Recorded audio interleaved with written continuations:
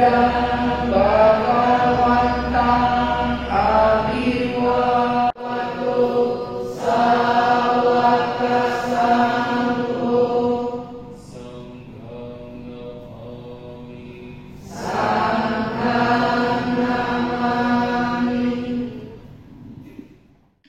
baik, selamat pagi semuanya, terpujilah Sang Buddha, Namo Buddhaya. Pagi hari ini sampai nanti jam 4 kita akan bersama-sama mempraktikkan meditasi dalam rangka One Day Mindfulness, praktek meditasi yang oleh umat Buddha terkhusus sudah menjadi hal yang umum dan tentunya baik untuk dilakukan. Dan saya yakin bahwasanya yang hadir di sini sudah berulang kali ikut meditasi. Sehingga pemaparan yang akan diberikan untuk mengawali meditasi hanya merupakan sebagai pengingat apa yang mesti dilakukan dalam kita mempraktikkan meditasi. Seperti yang sudah sering disampaikan, satu hal yang menjadi acuan utama dalam kita bermeditasi adalah berkenaan dengan tujuan. Bahwa tujuan meditasi yang diajarkan oleh Sang Buddha bukan untuk hal lain, kecuali adalah untuk melenyapkan pikiran-pikiran yang tidak baik, pikiran-pikiran yang tidak bermanfaat. Maka nanti sepanjang bermeditasi, mengapa kita harus memunculkan perhatian atau memunculkan kewaspadaan? Tujuannya adalah supaya pikiran-pikiran yang tidak bermanfaat dapat dideteksi dengan baik, dan disitulah ada kesempatan untuk kita bisa melenyapkan. Maka mindfulness digunakan untuk melenyapkan pikiran-pikiran yang tidak bermanfaat.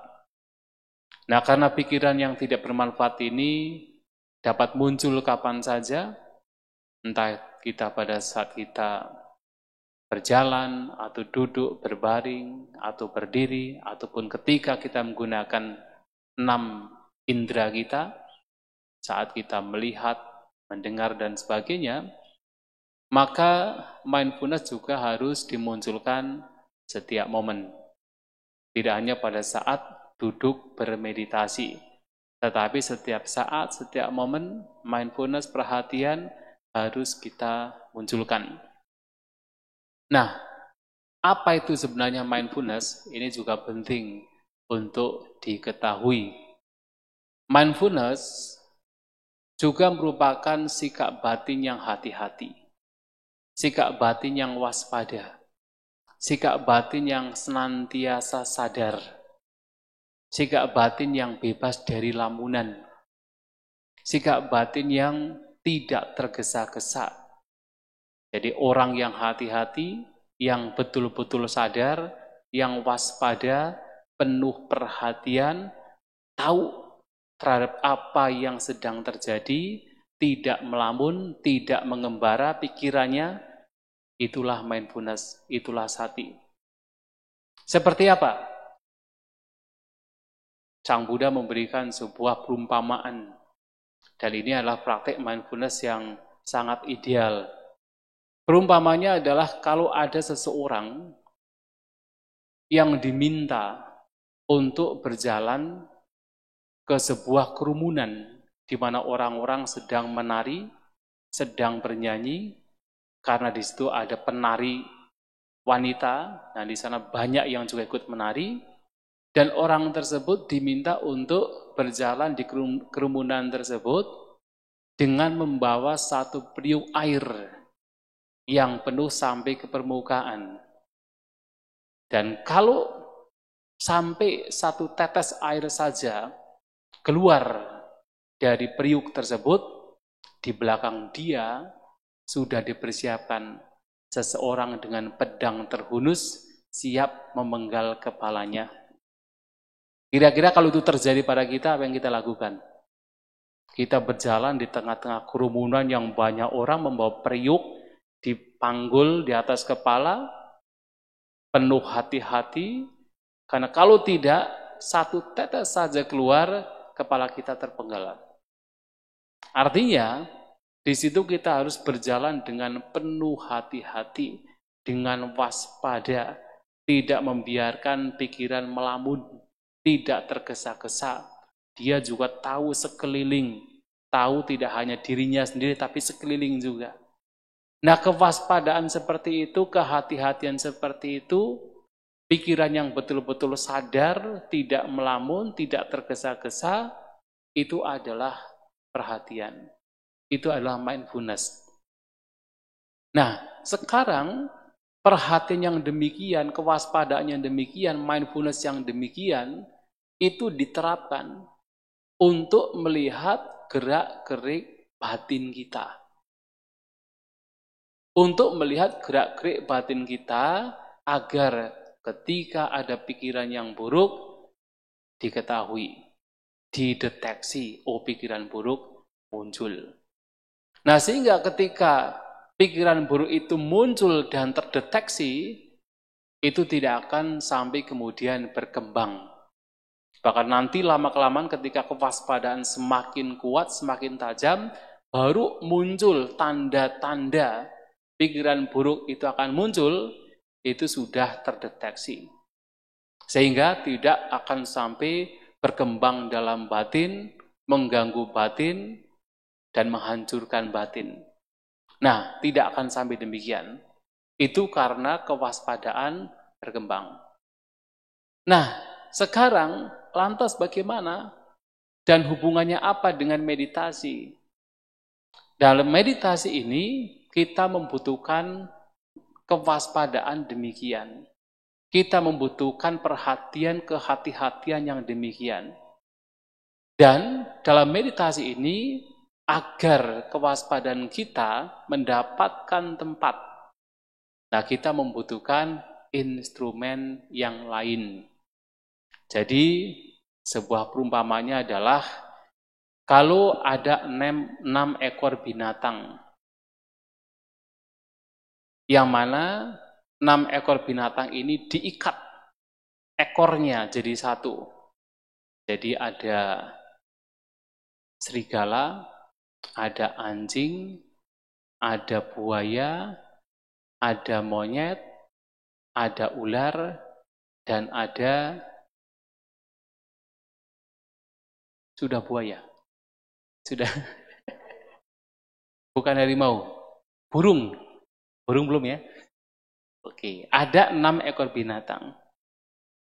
Ketika 6 ekor binatang ini diikat jadi satu ekornya, kira-kira apa yang terjadi? Hah? Akan apa? Ada yang mengatakan akan berkelahi katanya. Tapi dalam perumpamaan tersebut akan saling tarik-menarik. Anjing sukanya kemana? Ke kampung. Serigala sukanya kemana? Ke tempat di mana ada bangkai. Ular kemana? Ke lubangnya. Monyet kemana? Ke hutan. Buaya kemana? Ke sungai. Dan burung kemana? Terbang ke angkasa. Akan saling tarik-menarik. Kalau kemudian suatu saat ternyata yang paling kuat adalah anjingnya, yang lainnya lemah, maka semua akan terseret mengikuti apa maunya anjing, yaitu ke kampung. Kalau suatu saat kemudian yang paling kuat adalah serigala, yang lainnya lemah, maka semuanya akan terseret dengan keinginan si serigala. Pergi kemana? Ke tempat di mana bangkai itu berada. Kalau suatu saat yang paling kuat adalah buaya, maka semuanya terseret kemana? Ke sungai. Kalau yang paling kuat adalah ular, ularnya bukan ular kecil ya, harus ular besar. Ular piton gitu kan, besar, anaconda misalnya. Semua terseret ke lubang. Nah seperti itu. Lantas bagaimana supaya 6 ekor binatang ini menjadi jinak? Nah kemudian ditancapkan satu tiang yang kuat, kemudian 6 ekor binatang itu diikat ke tiang tersebut. Nah ketika diikat, walaupun masih meronta, dia tidak akan pergi jauh. Lama-kelamaan lelah sendiri. Nah 6 ekor binatang ini tidak lain adalah 6 indera kita. Jadi 6 indera kita itu seperti 6 ekor binatang liar, mengikuti keinginan. Mata inginnya mendapatkan objek bentuk yang indah, yang bagus. Telinga inginnya mendapatkan objek suara yang merdu, yang menyenangkan. Bebauan juga sama, rasa lidah juga sama, jasmani juga sama, pikiran juga sama. Dan ketika kemudian yang objek yang paling kuat ternyata adalah bentuk, apa yang terjadi? Semua fokus kepada objek mata. Ketika yang paling kuat adalah suara, semua terfokus pada objek suara. Dan pikiran ke sana. Yang menjadi masalah adalah 6 indera ini berserta pengalamannya sangat memungkinkan untuk memunculkan pikiran-pikiran yang tidak baik. Pikiran yang tidak bermanfaat. Kebencian muncul ketika objeknya tidak menyenangkan. Keserakahan muncul ketika objeknya menyenangkan. Berbagai macam pikiran buruk itu muncul karena 6 indera ini. Mereka saling tarik-menarik. Maka supaya 6 indera ini tidak liar, maka dibutuhkan tiang. Tiang yang kemudian diikatkan ke tiang tersebut, sehingga 6 ekor binatang ini tidak kemudian menjadi liar. Hanya pergi sesuai dengan keinginannya. Nah, di sini tiang tidak lain adalah objek meditasi. Kita membutuhkan objek meditasi supaya 6 indera kita yang memunculkan berbagai macam bentuk pikiran, termasuk pikiran-pikiran yang buruk, itu tidak muncul, lama-kelamaan kemudian menjadi jinak. Nah, dibutuhkan tiang objek meditasi. Jadi ada tali yang diikatkan ke tiang tersebut, diikatkan ke 6 ekor binatang. Talinya adalah tali perhatian, kewaspadaan, mindfulness. Sedangkan tiangnya adalah objek meditasi. Nah, sehingga dalam meditasi ini kita membutuhkan objek meditasi. Karena kotoran batin bisa muncul, sehingga meditasi harus dilakukan setiap momen, setiap saat, maka objek meditasi pun juga dibutuhkan dalam kondisi-kondisi yang berbeda. Maka di sini, waktu 1 hari ini, saya memperhatikan dalam jadwal, ada 2 meditasi yang dilakukan. Meditasi duduk dan meditasi jalan. Maka meditasi duduk, kita juga membutuhkan objek meditasi. Selain ada sati, ada perhatian. Objeknya apa? Untuk memudahkan, walaupun Sang Buddha memberikan banyak sekali objek yang bisa digunakan, tetapi kita bisa menggunakan objek keluar masuknya nafas. Mengapa? Karena keluar masuknya nafas ini objek yang cocok untuk semua karakter. Jadi ada 40 objek meditasi. Ada beberapa objek yang memang digunakan untuk karakter-karakter tertentu. Misalnya apa? Kalau seseorang memiliki nafsu ragawi yang begitu besar, maka objek yang cocok adalah objek asubha, yaitu melihat sifat menjijikan dari jasmani. Atau objek makanan, sifat menjijikan dari makanan, ahari patikulasani.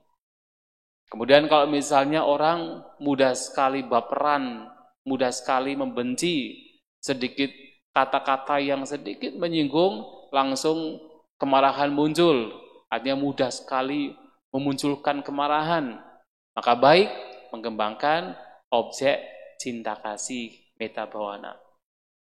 Karakter yang berbeda memiliki objek yang berbeda, tetapi dikatakan bahwa objek keluar masuknya nafas itu cocok untuk semua karakter. Maka di sini duduk bermeditasi kita menggunakan objek keluar masuknya nafas. Apa yang kita lakukan? Pertama, bagi yang duduk di lantai, ya kalau duduk di kursi, ya dipersilakan. Duduk yang di lantai, pertama adalah mengambil sikap duduk yang paling nyaman. Kalau Sang Buddha menyampaikan, nisi dati palangkang abujitwa ujung kayang panidaya. Jadi, mempersiapkan dengan cara duduk bersila. Bersila di sini tentu berbeda antara satu dengan lainnya. Yang terpenting adalah rasa nyamannya masing-masing. Karena kalau kita mengikuti yang posisi duduk arca Buddha disebut Padmasana, tidak semua orang bisa melakukan. Maka bisa melakukan sesuai dengan kenyamanan masing-masing. Duduk bersila. Tetapi ingat, badan ditegakkan. Ini juga anjuran, ujung kayang panidaya, badan ditegakkan. Tujuannya apa? Supaya nafas kita juga akan menjadi lebih lancar. Karena kalau badan kita miring kanan kiri, ke depan ke belakang, nafas juga tidak menjadi lancar. Dan tulang belakang kita juga akan tertumpuk dengan rapi, in order, jadinya tidak mudah menimbulkan sakit, ya. Jadi tertumpuk dengan rapi. Dan kedua tangan bisa diletakkan di atas pangkuan, saling menumpuk. Jadi kalau tradisi sejak zaman dahulu, ketika kita melihat berbagai arca Buddha, arca Bodhisattva, dalam kondisi samadhi mudra, biasanya tangannya tertumpuk di atas pangkuan. Walaupun kemudian ada yang merasa nyaman, tangannya di atas paha misalnya begitu, diletakkan dengan nyaman, dipersilakan, tidak masalah. Tetapi yang terpenting adalah rasa nyaman dan menjadi sebuah kebiasaan.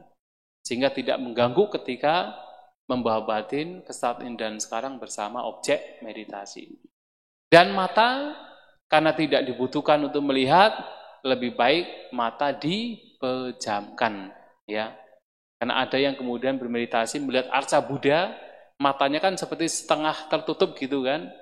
Kemudian dilakukan juga, jadi alih-alih memperhatikan nafas, lama-kelamaan mencoba untuk mengatur kira-kira seberapa ya mata saya antara terbuka dan tertutup.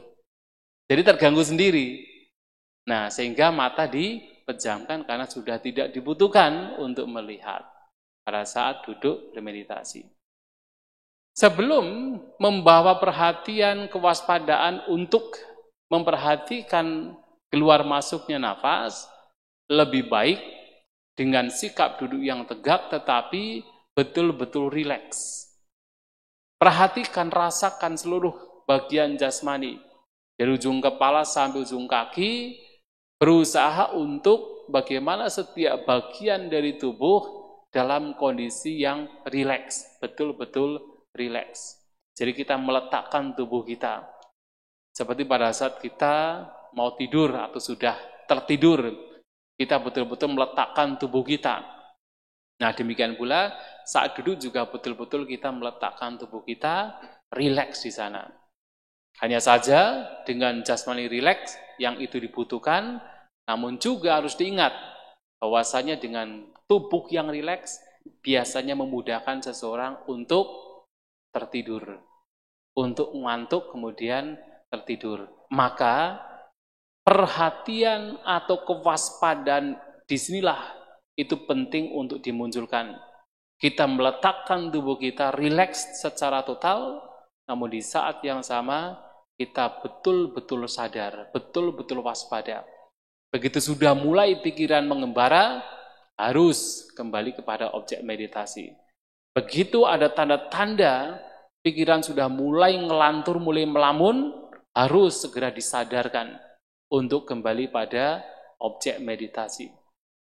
Nah, kalau sudah rileks betul, kita rasakan mungkin ada beberapa yang perbagian dirasakan dari ujung kepala sampai kaki, atau kemudian ada beberapa yang kemudian hanya sekadar merasakan jasmani, disapu dari atas sampai bawah dengan batin merasakan dan dibuat rileks secara total, baru kemudian memperhatikan keluar masuknya nafas. Kita mengarahkan perhatian kita, pengamatan kita di sekitar rongga hidung. Nah, di sana kita akan tahu ada nafas masuk, nafas keluar. Nah, agar Bapak Ibu nanti supaya terbantu, supaya pikiran tidak mengembara, bisa juga ketika mengamati nafas, ada catatan dalam batin. Nafas masuk, catat. masuk. Nafas keluar, catat, keluar. Masuk, catat, masuk. Keluar, catat, keluar. Sampai meditasi berakhir. Dalam meditasi duduk. Nah, ketika sebentar baru memperhatikan nafas, pikiran sudah mengembara. Begitu tahu demikian, harus kembali pada objek meditasi. Jadi tidak dibiarkan, karena ini adalah latihan. Kalau tidak berlatih ya memang secara umum biasanya pikiran dibiarkan pergi entah kemana. Tidak peduli dengan apakah pikiran sedang berpikir-pikir tentang yang lampau ataupun yang akan datang, wah tidak peduli. Namun di sini dalam retreat ini kita betul-betul peduli waspada dengan batin kita. Begitu mengembara, kembali. Nah, itu yang mesti dilakukan. Ini meditasi duduk. Lantas meditasi jalan. Karena ada duduk, ada meditasi jalan. Meditasi jalan juga intinya sebenarnya sama, hanya beda postur. Seperti dalam duduk kita membutuhkan tempat, maka dalam meditasi jalan kita juga membutuhkan tempat. Tempatnya bagaimana? Bisa mungkin di bawah, ya ada tempat di bawah. Mungkin di sebelah kanan sana, di luar, outdoor juga bisa ketika meditasi jalan. Nah, cari tempat yang rata, kemudian kita tentukan kira-kira saya akan berjalan dari mana ke mana. Tapi lurus, tidak muter-muter ya. Jadi kemudian keluar ke sana muter ini sampai sini, tidak demikian. Itu namanya jalan-jalan. Ya harus cari tempat. Biasanya kalau di vihara-vihara hutan, ya kalau wihara seperti ini kan tidak bisa menentukan panjang pendeknya, kita mengkondisikan dari kondisi yang ada. Tapi kalau wihara hutan biasanya antara 10 sampai 15 meter untuk meditasi jalan panjang. Nah, itu lebih nyaman sebenarnya. Tetapi kita menentukan sesuai dengan kondisi yang ada. Kita tentukan dari mana ke mana. Kemudian sebelum kita berjalan, kita berdiri terlebih dahulu, pejamkan mata, tangan bisa berpegangan di depan atau di belakang, jadi tidak melambai. Kemudian kita pejamkan mata, sebelum berjalan kita juga membuat tubuh rileks terlebih dahulu. Rileks, betul-betul rileks. Bahkan kalau ingin lebih baik lagi, betul-betul tubuh ini, batin ini dilepas.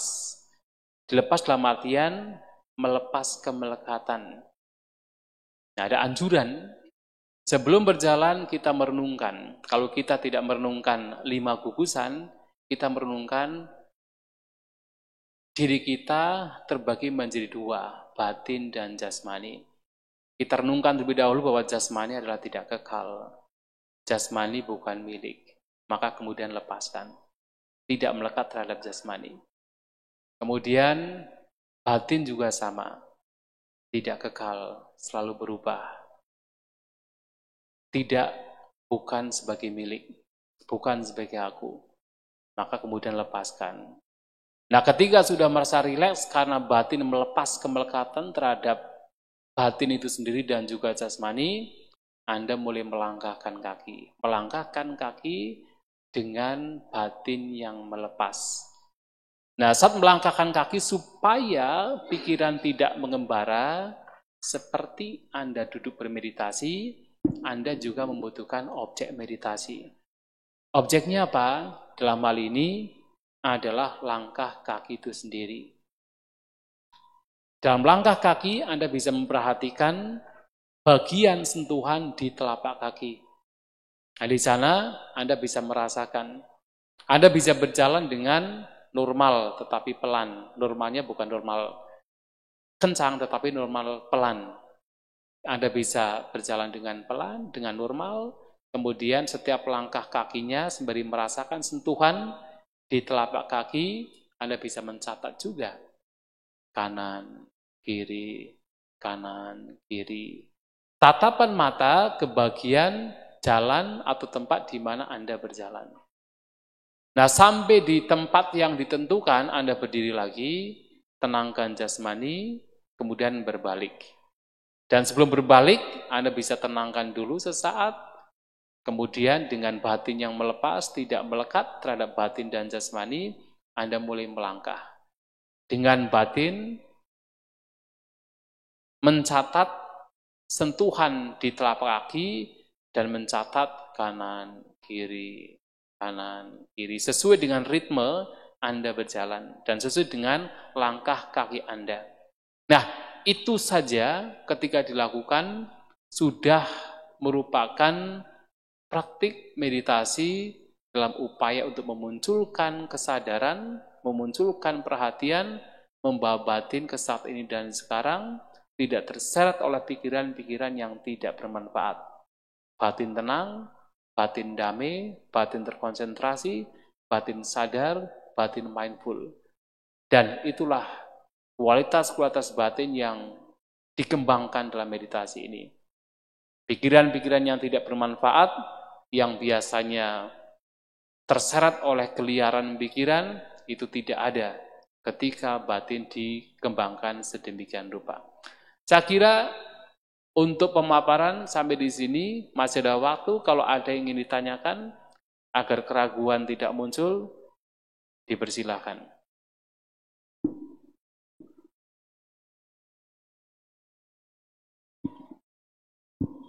Selamat pagi Bante, maaf mau bertanya, untuk penghitungan waktunya bagaimana Bante? Apakah nanti ada satu timer untuk bersama-sama atau bagaimana?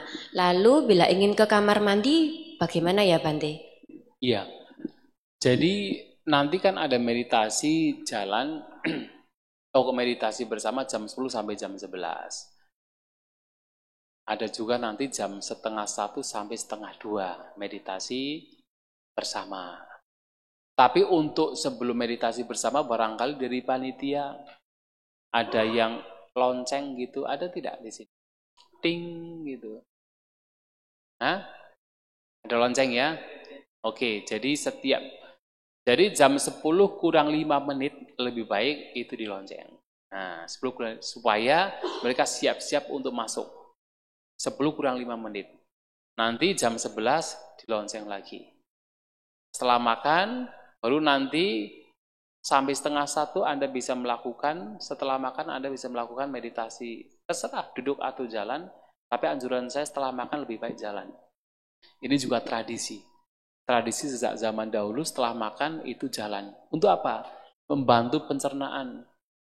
Selain juga untuk melenyapkan rasa ngantuk setelah makan. Maka jalan. Nanti 12:30, jadi 12:30 kurang 5 nanti bisa dilonceng. Supaya siap-siap naik ke atas, 12:30 kita meditasi duduk bersama. Sampai 1:30. Nah setelah 1:30 silahkan untuk mau meditasi jalan atau duduk silahkan. Nanti sampai jam 3 kalau nggak salah ya. Nah jam 3 nanti dilonceng. Untuk kita ada mungkin tanya jawab, sampai nanti selesai, setelah itu baru foto-foto katanya. Ya begitu ya, jadi nanti ada lonceng. Untuk, maaf Bante, iya. Jadi selain meditasi bersama itu, kita terserah mau meditasinya per berapa menit gitu ya Bante? Misal terserah. Mau 30 menit gitu boleh ya Bante? Boleh, iya boleh. Jadi selama nanti jam 9 sampai jam 10 Anda bisa terserah mau meditasi duduk berapa lama, meditasi jalan berapa lama, terserah. Yang terpenting adalah menjaga batin dengan perhatian, dengan kewaspadaan. Entah duduk, entah jalan, itu bebas. Tapi jam 10 nanti meditasi duduk bersama. Baik, gitu. Terima kasih Bante. Ya. Bagaimana kalau ke toilet? Ya ke toilet saja, nggak apa-apa. Ya kalau ke toilet kan lagi butuh ke toilet. Masa ditahan-tahan. Tetapi lakukan itu dengan perhatian. Tetap perhatian, tetap waspada, tetap dilakukan dengan tidak tergesa-gesa. Ya, begitu ya. Jadi one day mindfulness artinya satu hari ini betul-betul memunculkan kewaspadaan. Apapun yang dilakukan termasuk nanti ketika makan, kita makan dengan waspada, dengan perhatian. Noble silence, tidak bicara. Ya, oke.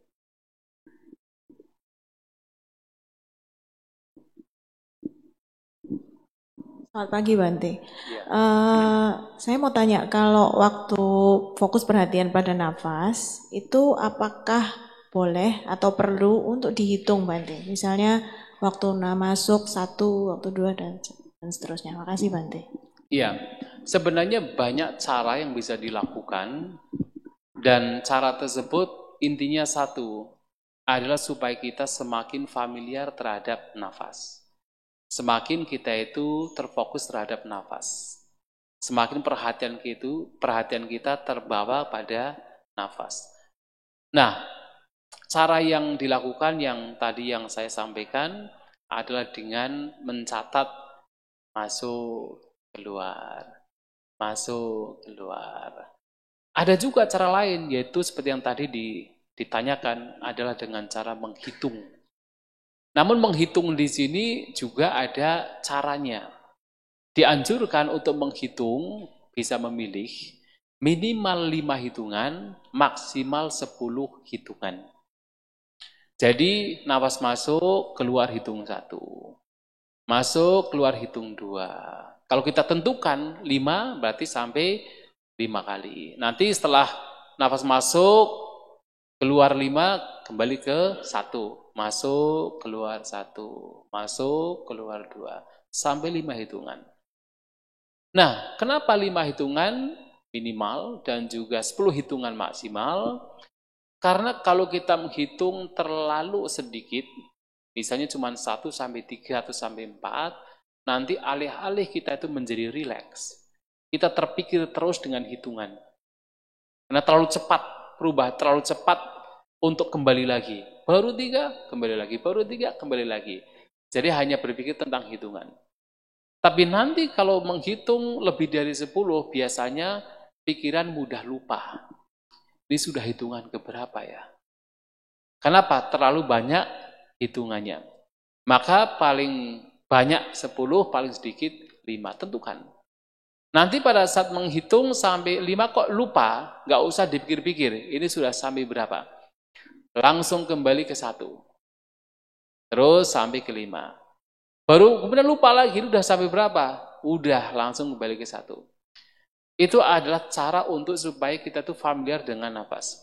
Tapi nanti ketika batin sudah fokus dengan nafas tanpa harus menghitung, juga sebenarnya sudah tahu keberadaan nafas dan tidak ada satupun nafas yang terlewatkan, ya sudah, hitungan juga ditinggalkan. Mencatat keluar masuk juga ditinggalkan. Hanya sekadar memperhatikan nafas, tahu ada nafas masuk, nafas keluar. Jadi menghitung, mencatat itu hanya sekadar instrumen yang membantu.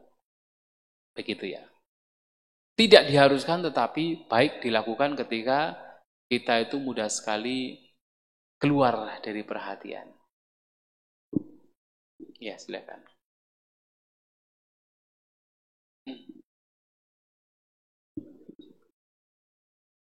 Bawah. Ini.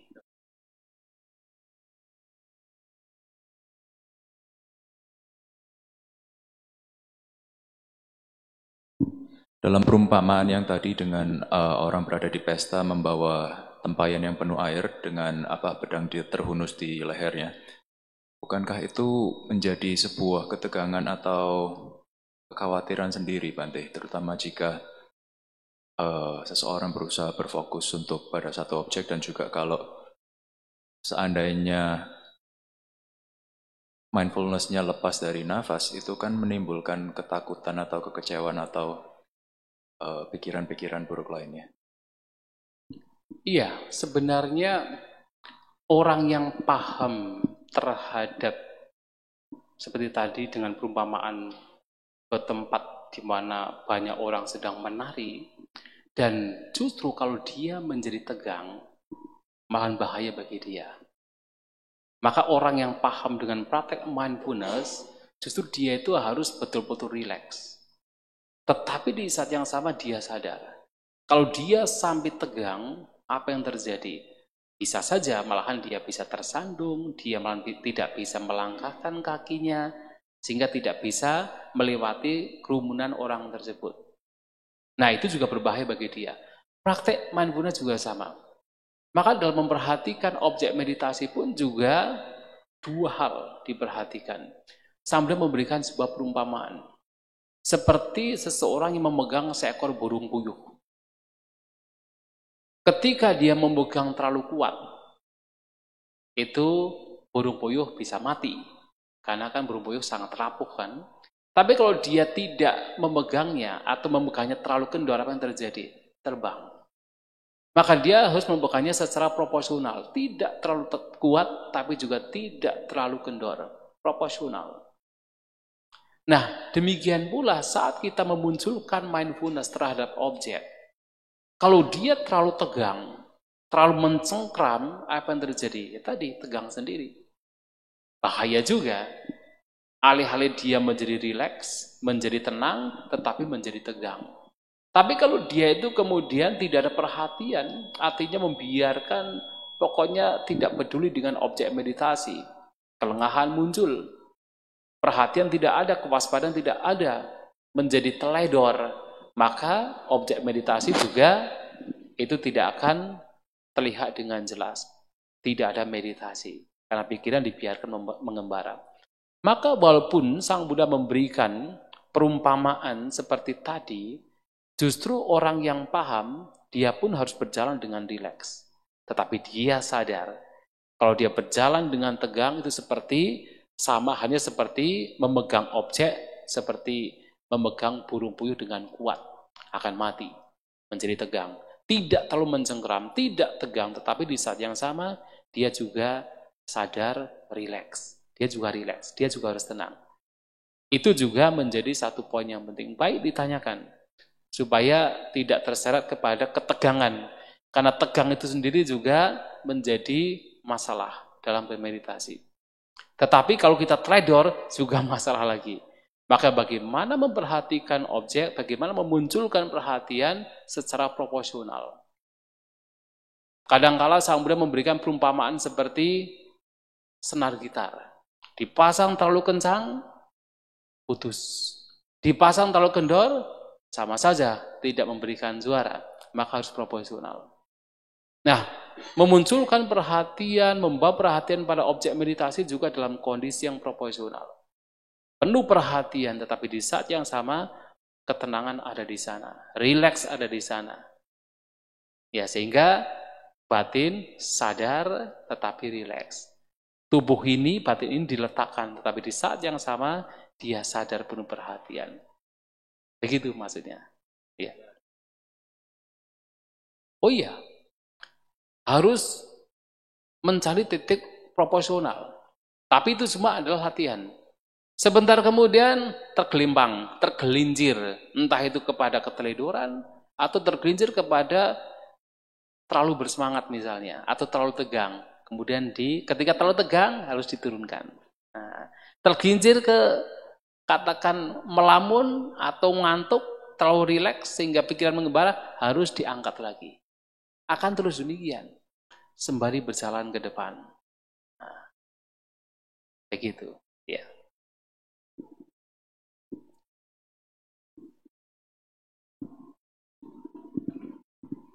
Makasih. Kalau misalnya nanti waktu meditasi, kaki kita ada yang kesemutan atau sakit, itu apa yang harus kita lakukan, Bante? Dibiarkan aja atau kita ganti posisi? Makasih, Bante. Ketika sakitnya itu baru sedikit, baru semutan, baru sakit sedikit, kita mencoba bertahan, kita mencoba bersabar. Karena kebiasaan pikiran kita adalah selalu menutupi penderitaan dengan kesenangan. Sehingga kita tidak pernah melihat apa itu penderitaan. Maka untuk bisa melihat apa itu penderitaan, kita harus menghadapi penderitaan. Maka begitu sakit sedikit, kita bersabar. Pada waktu itu memang terkadang sulit membawa batin untuk memperhatikan objek meditasi. Karena pikiran sudah fokus kepada rasa sakit. Anda bisa memperhatikan sakit fisiknya dan menenangkan batin, atau Anda bisa memperhatikan gejolak emosi yang muncul. Keinginan untuk mengubah posisi duduk, mungkin marah dengan meditasi, marah dengan jamnya kok lama sekali, ya, itu harus diperhatikan. Sembari menenangkan batin. Ketika ini dilakukan, itu juga sudah bagian dari melatih batin. Sang Buddha menyampaikan, kanti paramang taputitika. Memang hanya satu cara agar kita terus maju, yaitu dengan sabar. Sabar itulah praktek pertapaan, praktik meditasi yang tertinggi. Maka bersabar. Tapi kalau sudah bersabar, kita bertahan 2 menit, 3 menit, 4 menit, 5 menit, kok nggak bisa bertahan. Oke lah, sekali waktu. Mengubah posisi duduk. Tetapi lakukan itu dengan perhatian. Nah, mengubah posisi duduk juga tidak langsung mengubah. Karena apa? Paling tidak sudah ada latihan. Latihan untuk menahan. Latihan untuk bersabar. Nah, itu juga bagian dari latihan. Mungkin merasa seseorang mungkin berpikir, wah, nggak ada gunanya. Tidak. Ketika kita berlatih bersabar, ini juga akan memengaruhi bagaimana kita itu akan mudah bertahan di tengah-tengah perubahan. Dan dampak di latihan hanya duduk seperti ini, menahan sakit, itu juga akan berdampak pada ketika kita harus berhadapan dengan sesuatu yang tidak menyenangkan. Kekuatan bersabar itu luar biasa. Ya, begitu ya. Tapi tidak kemudian saya menganjurkan, oh harus ditahan terus begitu, sampai kakinya lumpuh misalnya, enggak juga. Tetap kita bertahan, bersabar secara proporsional. Kalau sudah merasa sudah tidak tahan sekali, ya sudah enggak apa-apa. Kita bisa mengubah posisi duduk dengan perhatian. Ya. Mungkin satu lagi kalau ada yang ingin ditanyakan.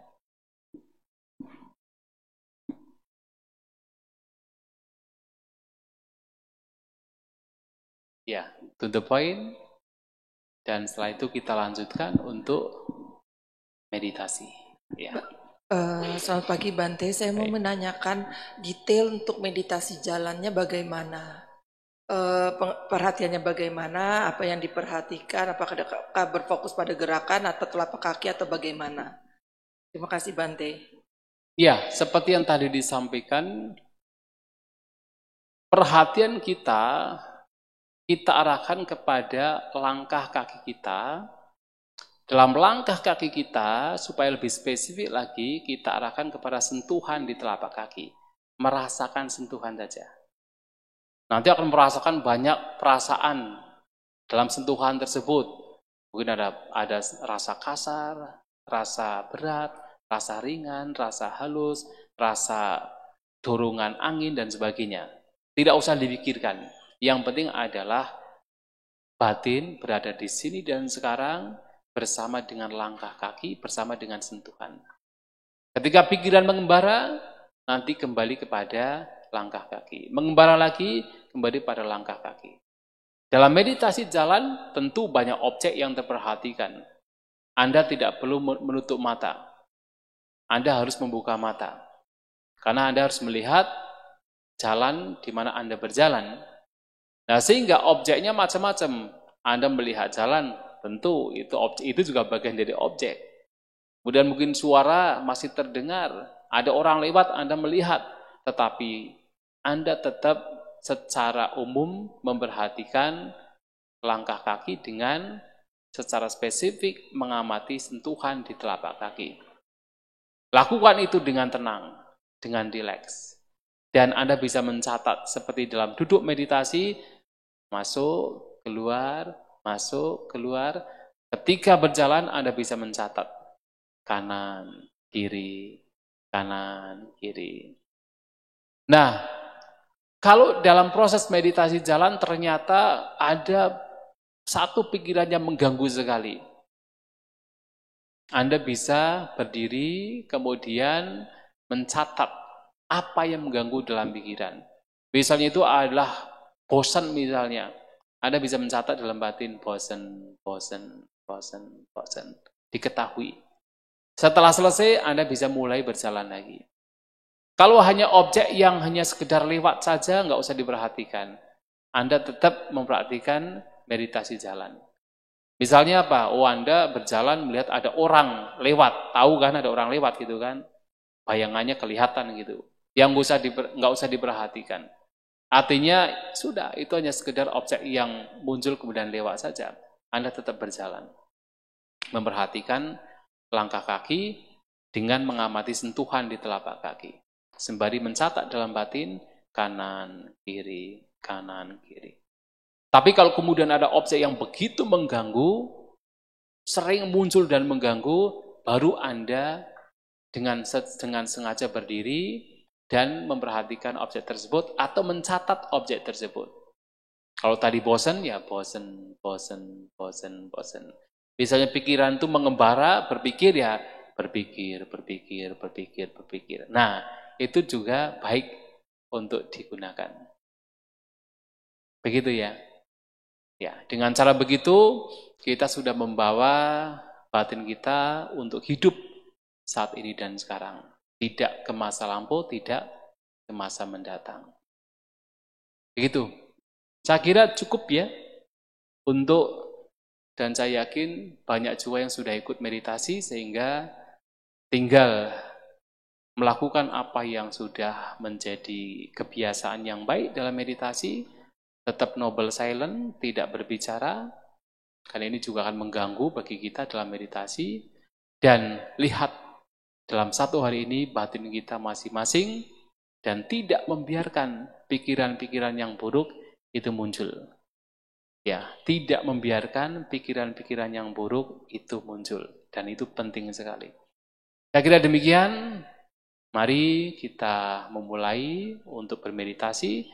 Silakan Anda meditasi duduk atau jalan, nanti jam 10 kita akan bersama-sama meditasi duduk di sini. Terima kasih, Sabe Sata, Bawantu Sukitata, semoga semua makhluk berbahagia.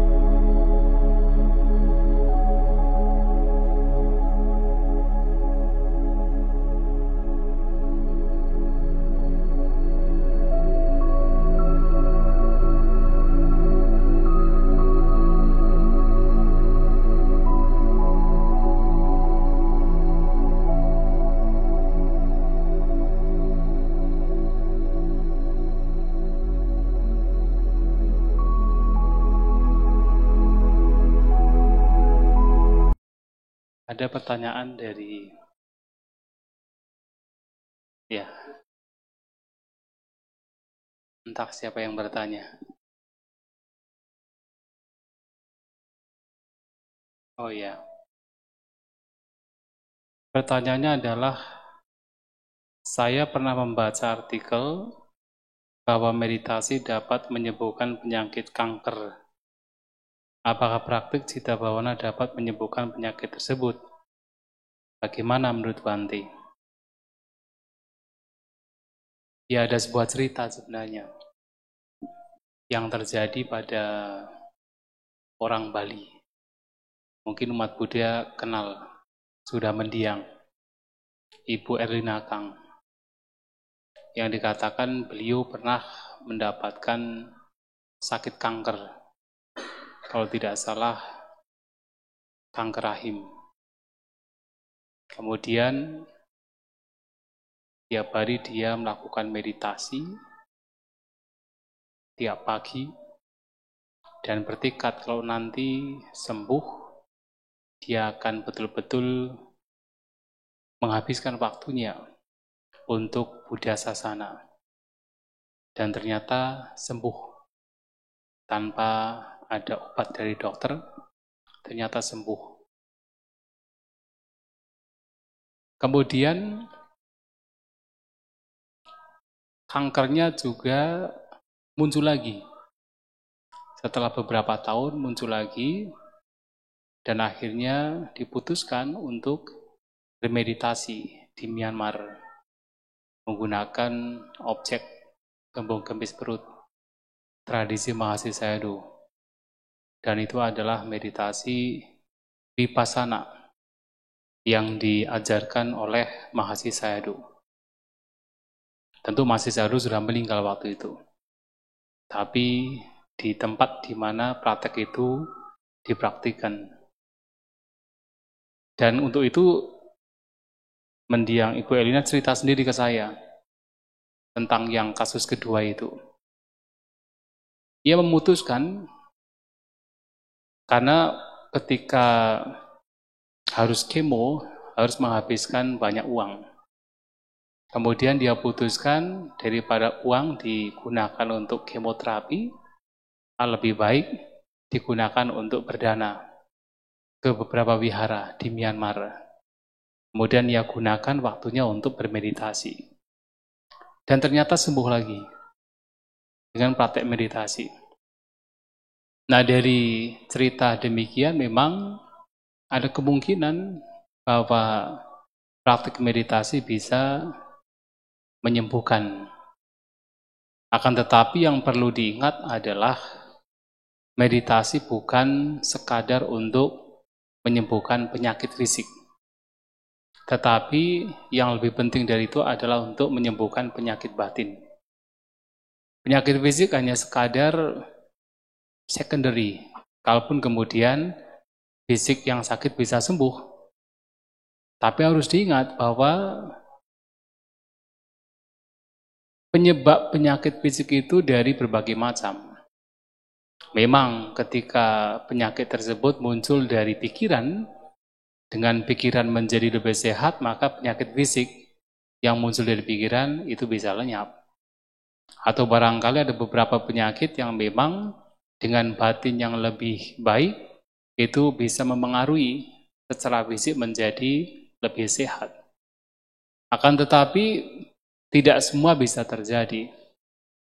Ya, sebagai buktinya bahkan Sang Buddha, para arahanta, para siswa Sang Buddha, yang mereka adalah arahanta, juga masih mengalami sakit fisik. Bante Mahamoggallana, Bante Mahakassapa pernah mengalami sakit fisik yang betul-betul akut. Nah, artinya seseorang yang secara batiniah bahkan itu sudah benar-benar bersih, sakit fisik itu masih bisa muncul. Dan tujuan meditasi tidak hanya sekadar untuk melenyapkan sakit fisik. Walaupun dalam beberapa kasus ada kemungkinan bisa memengaruhi fisik menjadi lebih sehat, tapi bukan tujuan utama. Dan itu juga diceritakan terjadi pada, kalau Bapak Ibu pernah ikut meditasi yang diajarkan oleh Goenka Vipassana. Nah, Goenka ini adalah seorang pengusaha dari India. Ia datang ke Myanmar karena dia sebenarnya punya sakit migrain, sakit kepala, dan parah. Datang ke Myanmar, kemudian bertemu dengan guru meditasi di sana. Seorang rumah tangga. Dan tujuannya adalah supaya sembuh dari sakitnya. Tapi malah ditolak oleh guru di sana dengan mengatakan bahwa meditasi bukan untuk menyembuhkan sakit fisik. Akhirnya ia pasrah tetap bermeditasi, dan tidak hanya secara batinnya menjadi lebih baik, memang mempengaruhi fisiknya, bahkan sakit migrain yang dia derita bertahun-tahun itu lenyap. Dan itu terjadi pada cerita Goenka. Artinya memang mempengaruhi, tetapi itu bukan menjadi satu tujuan untuk mempraktikkan meditasi yang diajarkan oleh Sang Buddha. Tujuannya satu, adalah untuk menyehatkan secara batinnya. Kalau kemudian secara fisik menjadi lebih sehat, yaitu hanya sekedar sekunder saja. Dampak sekunder saja, bukan yang utama. Toh juga namanya fisik, sebaik apapun pasti akan mengalami sakit. Ya kan, kita punya fisik, terus mengalami perubahan. Seiring dengan fisik yang semakin rapuh, berbagai penyakit juga pasti akan datang pada kita. Walaupun kita sudah berusaha sekuat tenaga, dengan kita bermeditasi, dengan kita mengkonsumsi suplemen, obat-obatan, dan sebagainya, tetapi yang namanya fisik pasti berakhir dengan ketuaan, dengan kerapuhan, dan sakit pasti muncul. Sehingga kita menjaga fisik, tetapi lebih dari itu yang paling penting adalah menjaga batin kita. Nah, itu yang menjadi penting dalam meditasi yang diajarkan Sang Buddha, atau dengan istilah citta bawana. Ya, silakan.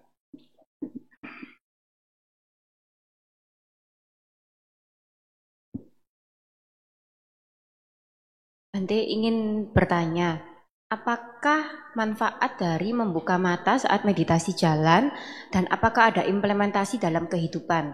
Karena sedikit sharing, biasanya saya kalau meditasi jalan itu kan tertutup, Bante. Memang lebih fokus, kalau yang mata terbuka lebih rileks. Cuman memang kalau mata tertutup itu rada getu, Bante. Nah, lalu apakah ada implementasinya dalam kehidupan sehari-hari? Terima kasih, Bante. Tentu manfaat dari meditasi jalan dengan mata terbuka adalah tidak membahayakan secara fisik. Bayangkan kalau mata tertutup, nabrak-nabrak orang kan? Maka harus mata terbuka. Pernah di Biara Mendut, dan ini juga menjadi setiap kali kita ada meditasi, dalam pemaparan kita selalu mengingatkan kepada para peserta. Karena kebetulan kalau di sana itu, yang ikut itu kebanyakan, itu bukan umat beragama Buddha, kebanyakan. Jadi 80% itu umat beragama lain. Maka kita ingatkan bahwa meditasi jalan harus membuka mata. Jangan menutup. Dan yang kedua adalah jangan berjalan ke belakang, tapi berjalan ke depan. Karena pernah satu kejadian, ada peserta berjalan ke belakang, dan itu di pelataran yang ada sedikit tebing begitu. Berjalan ke belakang jatuh, plek, masuk rumah sakit. Dan yang repot siapa? Ya kita ini. Nah, maka kita ingatkan untuk berjalan ke depan dan membuka mata. Dalam bermeditasi, meditasi jalan, memang ketika membuka mata, objeknya bisa macam-macam. Tetapi yang terpenting adalah objek utamanya masih menjadi dominan. Bahkan sebenarnya pada saat meditasi duduk, walaupun kita itu berusaha semaksimal mungkin untuk memperhatikan objek meditasi, keluar masuknya nafas, tetapi sebenarnya objek lain pun juga terdeteksi. Misalnya apa? Seperti diibaratkan dalam kitab komentar yang kita juga mengalami sendiri, seperti kalau seseorang itu sedang menggergaji kayu. Ketika menggergaji, fokus kita ada pada bagian kayu yang digergaji, wilayah itu. Tapi sebenarnya di saat yang sama kita pun juga sadar dengan bagian kayu sebelah kiri, bagian kayu sebelah kanan, kita sadar. Kita pun sadar dengan gergaji yang kita goyangkan. Kita sadar dengan diri kita, tetapi fokus kita pada bagian yang sedang digergaji. Nah, demikian pula pada saat kita bahkan duduk bermeditasi, mata tertutup, kita pun juga walaupun fokus dengan nafas, kita sadar kok dengan keseluruhan perasaan jasmani. Pada saat itu juga muncul pemikiran, paling tidak adalah pemikiran tentang nafas itu sendiri. Ada vitaka atau ada ucapan dalam batin. Panjang, pendek, masuk, keluar, tahu nafas kasar, tahu nafas halus. Itu semua adalah objek. Tetapi tetap yang utama adalah nafas. Pada saat kita berjalan, itu juga sama. Yang utama adalah objek langkah kaki kita. Bahkan kita lebih spesifik lagi adalah sentuhan di telapak kaki. Tetapi di saat yang sama, walaupun kita itu lebih fokus di sana, tetapi di saat yang sama, kita juga melihat jalan. Ya kan, karena kita melihat jalan. Kemudian kita juga merasakan, kita juga mengenali tubuh kita yang sedang berjalan. Pada saat kita merasakan sentuhan, kita pun juga mengenali ada dorongan angin dari tubuh kita. Unsur anginnya kita kenali. Kita pun juga mengenali rasa berat. Dan banyak objek yang bermunculan di sana. Tapi selama itu tidak mengganggu, dan selama objek dari langkah kaki itu masih menjadi dominan, itu sudah cukup, sudah baik dalam meditasi ini. Nah, sehingga meditasi jalan itu dianjurkan untuk normal saja dengan membuka mata. Yang terpenting adalah menjaga batin. Ketika dalam berjalan ada kotoran batin yang muncul, itulah yang kemudian harus dikenali. Dalam kitab ulasan atau kitab komentar itu banyak cerita para biku yang mempraktikkan meditasi jalan. Bahkan ada satu biku yang ia tinggal di Sri Lanka, tapi dia maksudnya sudah lebih dari 2000 tahun yang lalu.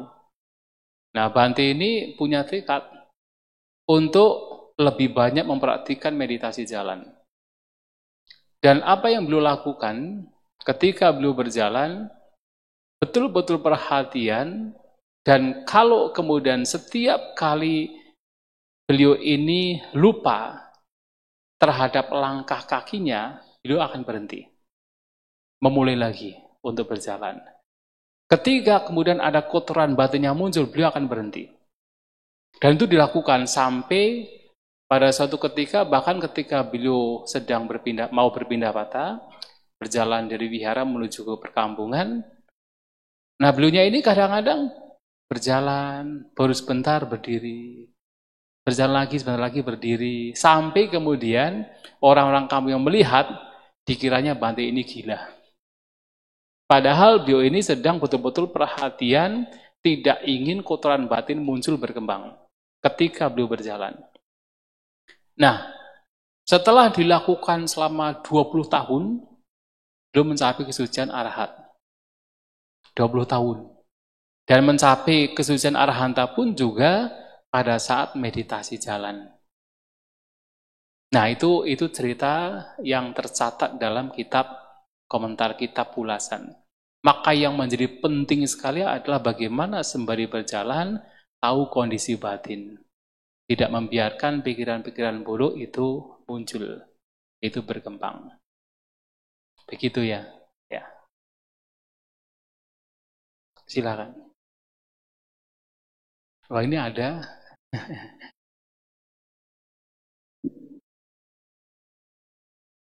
Ini yang pria dulu, kayaknya nanti ke depan.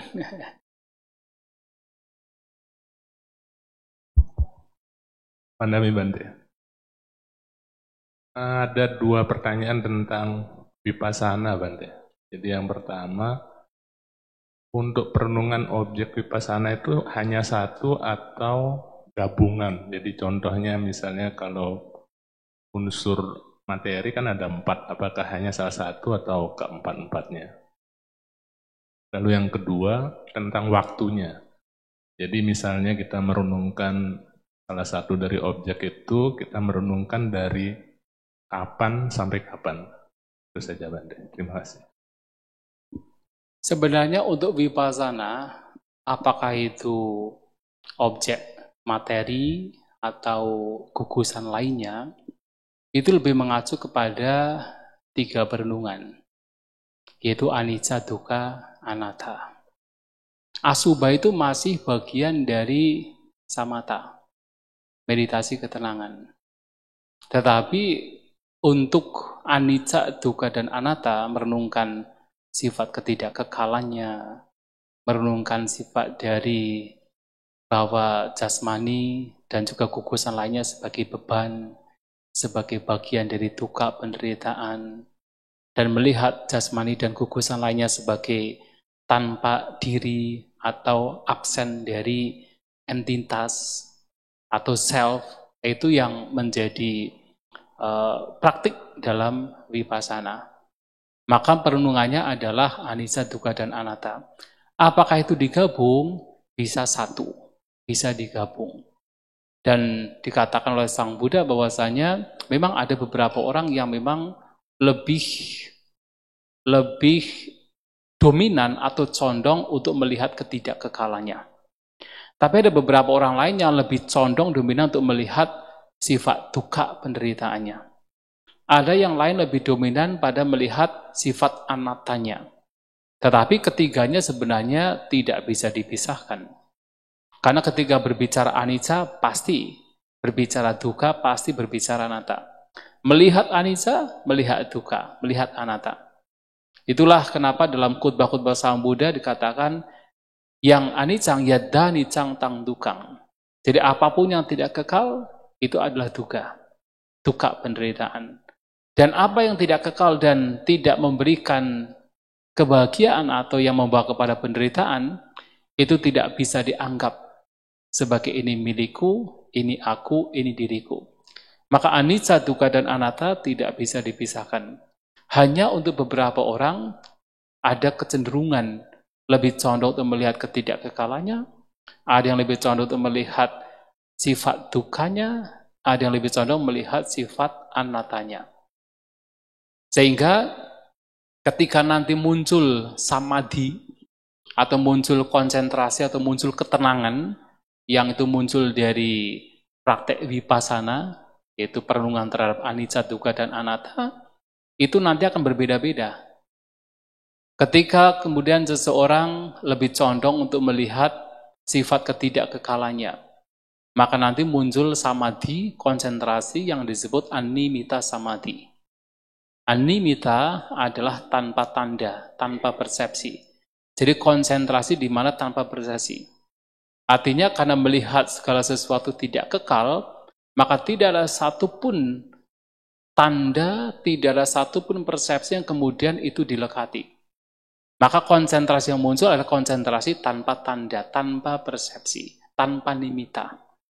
Nah, sekarang orang kan suka sekali dengan mencari nimita kan. Tetapi justru dalam vipassana itu malahan mengarah kepada samadhi yang tanpa nimita. Karena melihat ketidakkekalan. Tapi kalau kemudian seseorang lebih condong kepada melihat sifat dukkha, sifat penderitaannya, maka ketika muncul samadhi, muncul konsentrasi, muncul ketenangan, itu adalah apanihita samadhi. Panihita artinya condong. Apanihita artinya tidak condong. Ketika orang melihat sisi dukkha penderitaannya, maka batin tidak akan condong, tidak akan melekat terhadap objek, tidak akan mengarah kepada objek. Maka konsentrasi yang muncul disebut apanihita samadhi. Tapi kalau kemudian seseorang lebih condong melihat sifat anattanya, atau tanpa diri, tanpa self, tanpa entitas, melihat fenomena sekadar fenomena, tidak kemudian memunculkan bentuk pikiran, persepsi bahwa ada aku, ada self, maka ketika muncul samadhi, muncul konsentrasi, itu disebut sunyata samadhi. Konsentrasi yang berkenaan dengan sunya, berkenaan dengan kekosongan. Kosong dalam artian kosong dari inti, kosong dari self, bukan kosong belong, tapi kosong dari self. Nah, maka anicca, dukkha, dan anatta inilah yang menjadi perenungan ketika seseorang melihat 5 gugusan termasuk materi. Dan asubha itu masih mengacu pada ketenangan. Walaupun asubha ini membantu sekali. Membantu untuk membawa kepada seseorang memperhatikan vipassana. Mengapa asubha itu masih dalam konteks ketenangan?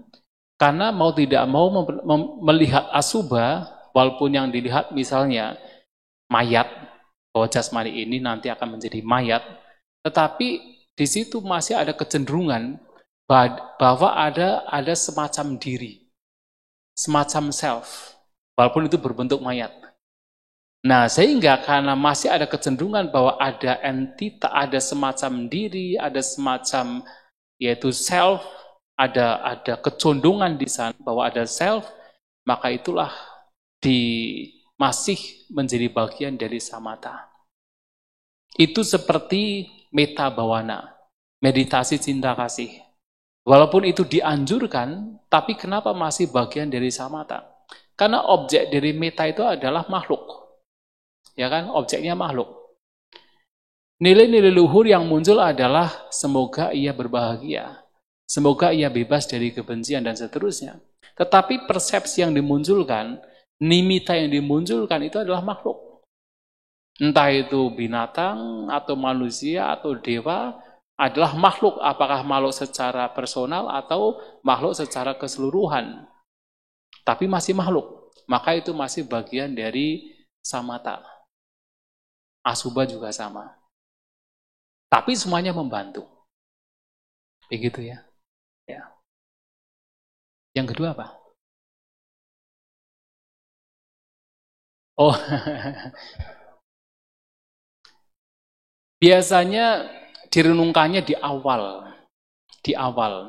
Jadi misalnya seperti ini, pada saat kita itu meditasi jalan. Tadi saya sampaikan sedikit di awal. Pada saat meditasi jalan, kita bisa berdiri, kemudian kita merenungkan. Sebelum kita berjalan, kita merenungkan masing-masing gugusan.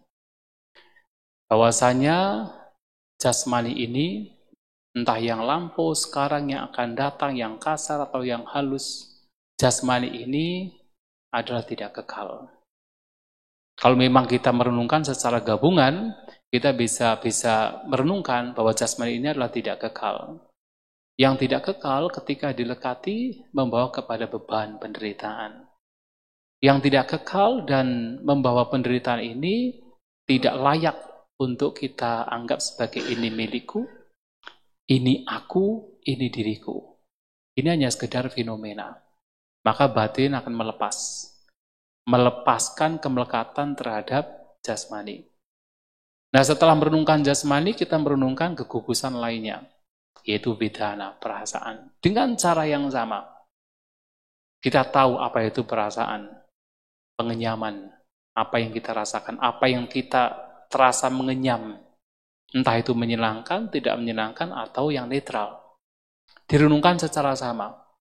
Ini juga tidak kekal, terus mengalami perubahan. Yang tidak kekal ini ketika dilekati, digenggam, membawa kepada penderitaan.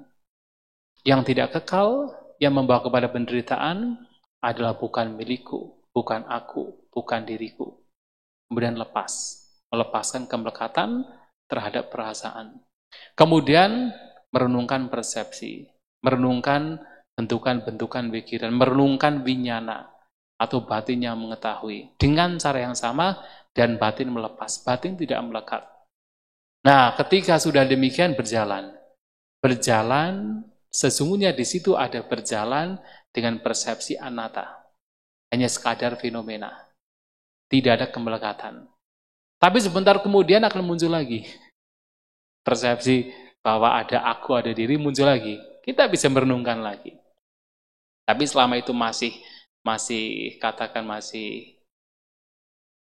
persepsi anatanya masih ada, tetap berjalan.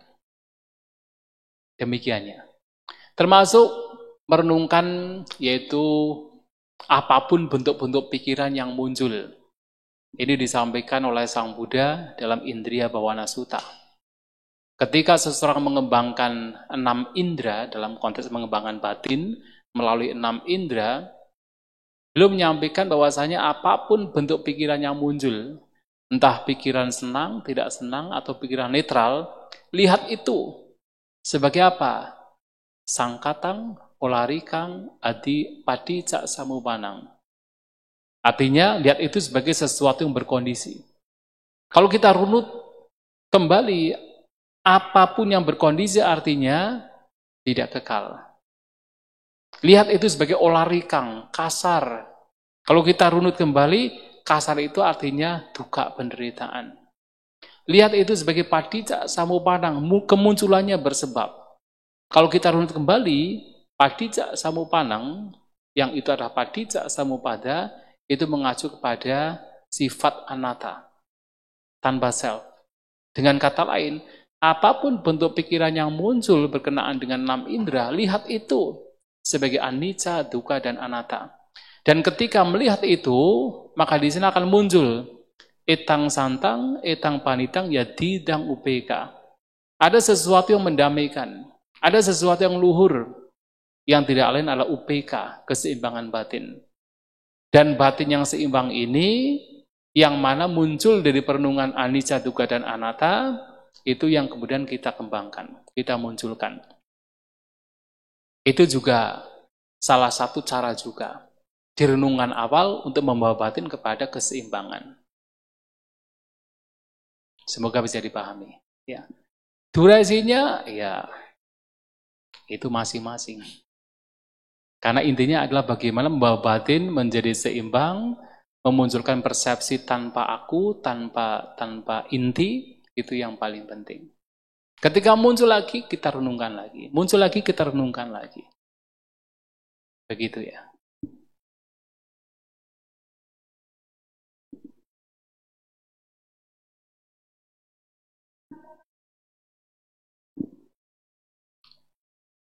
Sebenarnya tidak harus. Itu keluar awal saja. Ketika batin mengarah kepada ketenangan, keseimbangan batin, tidaklah vitaka wicara. Vitaka wicaranya muncul pada saat perenungan. Makanya kan seperti misalnya, yang disampaikan oleh, yang tadi saya sampaikan dalam Indriya Bhawana Sutta, memang awalnya adalah muncul vitaka wicara. Karena mau tidak mau ketika perenungan muncul, ada vitaka wicara. Tapi dengan perenungan yang mengarah kepada anicca, dukkha, dan anatta, kemudian memunculkan kondisi batin yang lain. Yang tadi saya sampaikan, etang santang, etang panitang, yadidang upeka. Ada sesuatu yang damai, yang unggul, yaitu upeka, keseimbangan batin. Ketika batin seimbang, di situ tidak memunculkan pemikiran. Dan yang menjadi luar biasanya adalah praktik yang awalnya mungkin memunculkan vitaka dan wicara yang terus-menerus, tapi ketika dilakukan lagi dan lagi, sampai pada tahap menjadi skill, menjadi skillful, menjadi terampil. Sampai Sang Buddha mengatakan bahwasanya orang demikian nantinya diibaratkan seperti orang yang membuka mata kemudian menutup mata, atau orang yang tadinya menutup mata kemudian membuka mata. Dengan cepatnya dalam kondisi tenang itu sendiri. Awalnya mungkin masih berpikir-pikir, tapi lama-kelamaan ketika itu menjadi kebiasaan, itu begitu ada pemikiran, langsung batin menjadi tenang. Jadi tidak harus berpikir-pikir lagi, kalau sudah menjadi terampil. Ya seperti yang disampaikan Sang Buddha kepada Bahya Daruciriya, yang mana beliau menyampaikan untuk melatih batin. Masih dalam tahap latihan, didik tidak matang bawisati, sute suta matang bawisati.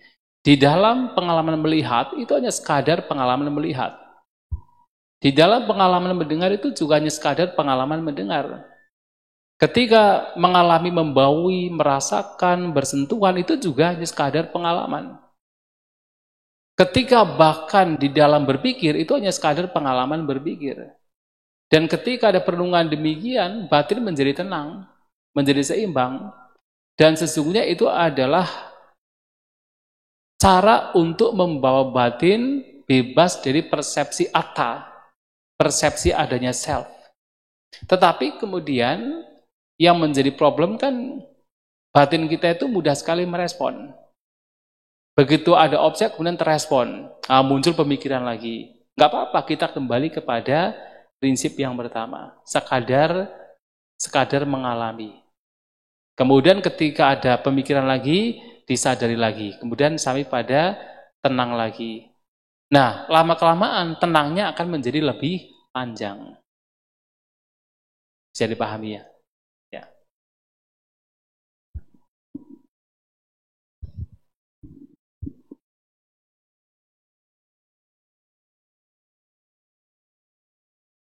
Kihoto Bante. Bante tolong dijelaskan melatih vipassana dengan cara jana dan konsentrasi akses. Dengan? Konsentrasi akses. Konsentrasi apa? Akses. Akses. Oh.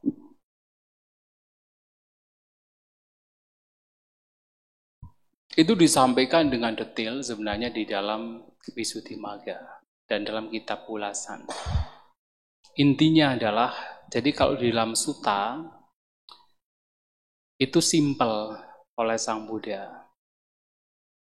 Di dalam Attaka Nagara Sutta, dalam khotbah tersebut, ketika ada seorang berumah tangga bertanya kepada Bante Ananda, bagaimana jalan yang membawa kepada kesucian arahanta?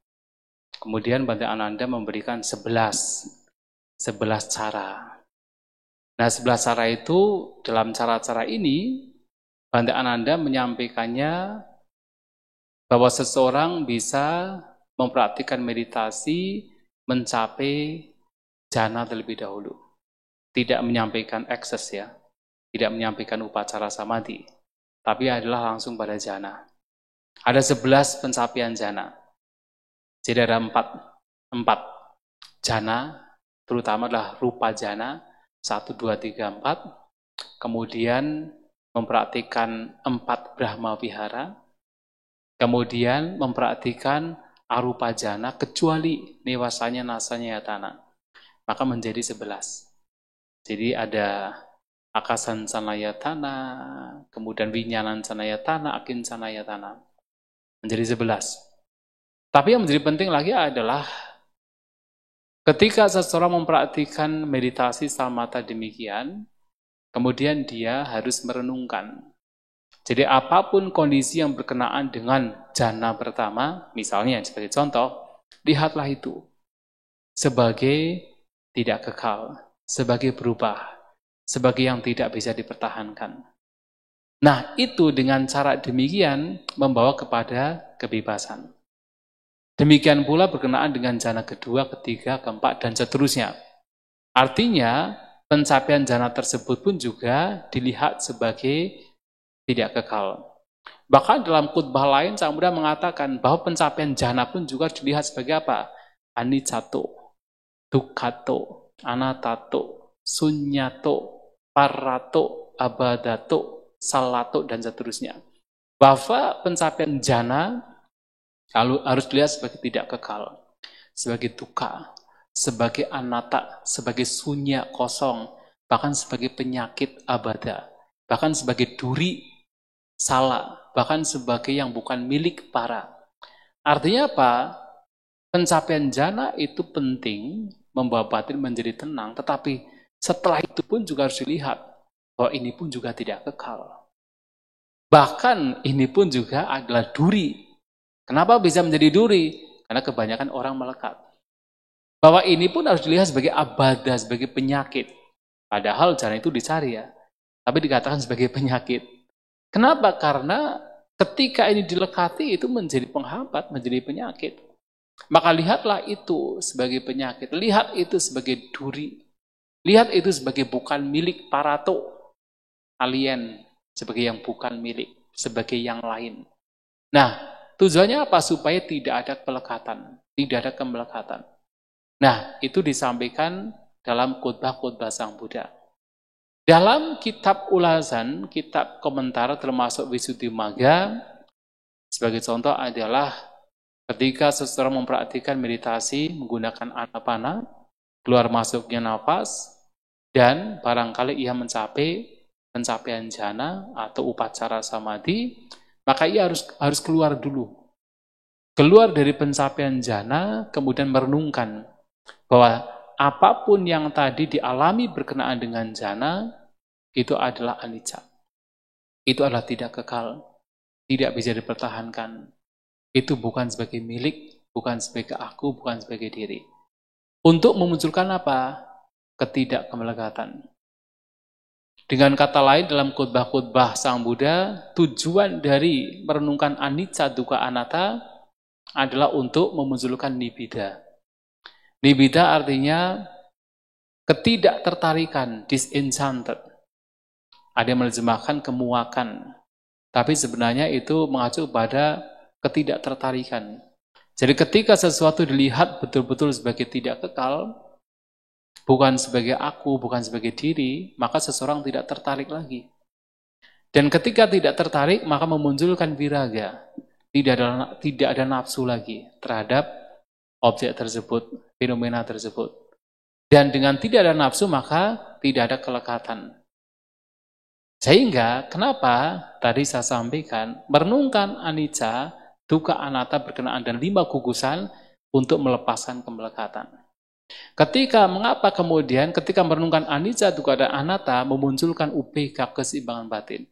Itu adalah juga kondisi batin yang tidak melekat. Karena itulah arah tujuan mengapa kita merenungkan anicca, dukkha, dan anatta.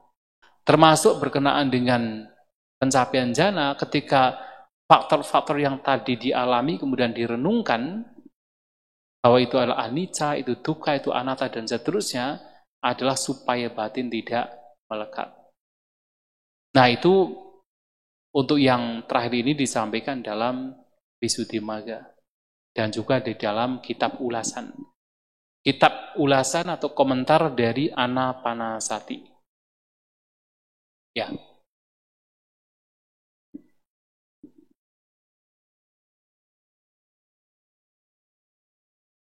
Selamat sore, Wandami Bante.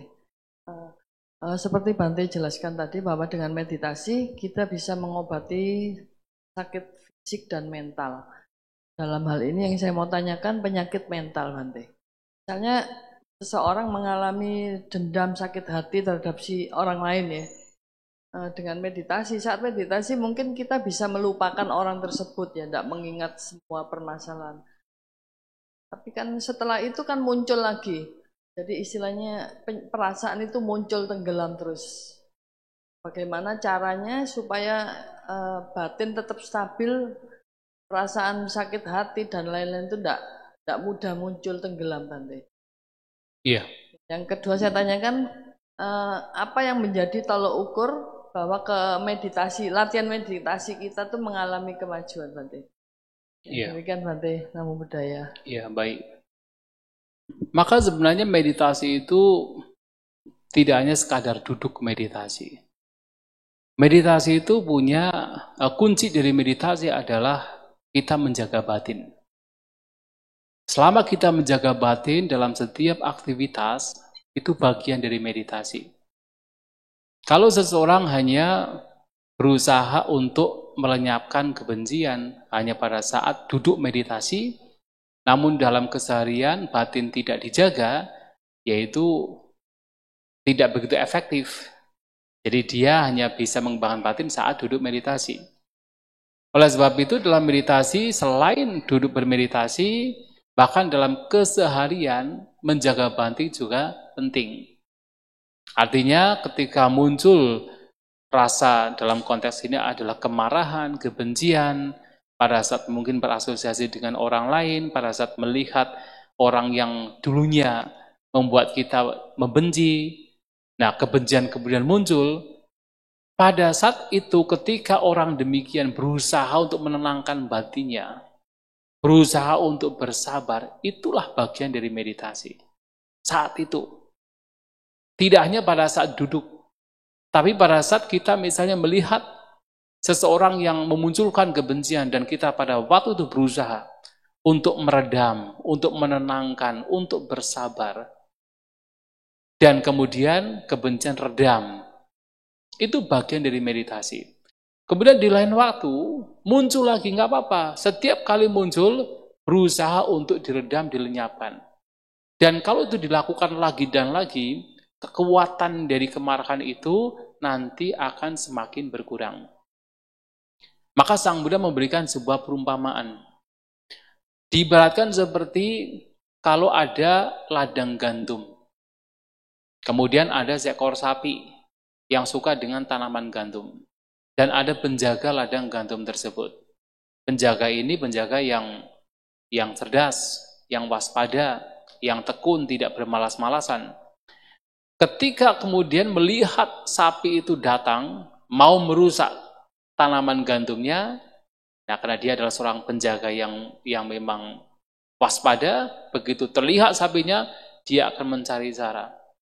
Bagaimana supaya sapi itu terusir?